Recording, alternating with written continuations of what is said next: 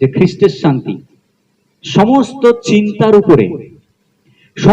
চিন্তার উপরে আমরা চিন্তায় ঈশ্বরের শান্তিকে কল্পনা করতে পারি না। আমরা চিন্তা করে ঈশ্বরের শান্তিকে কল্পনা করতে পারি না যে ঈশ্বরের শান্তি কত বড়, ঈশ্বরের শান্তির গভীরতা কত। এই শান্তি আমাদেরকে বাঁচিয়ে রাখে, এই শান্তি আমাদেরকে প্রোটেক্ট করে, এই শান্তি আমাদেরকে রক্ষা করে।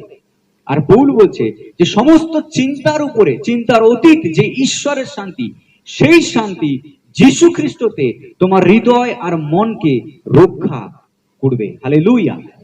দরকার আমাদের হৃদয় আর মনটাকে রক্ষা করা।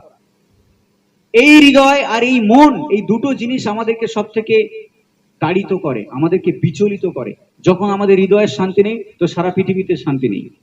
যদি হৃদয়ের শান্তি আছে, সারা পৃথিবীতে শান্তি আছে।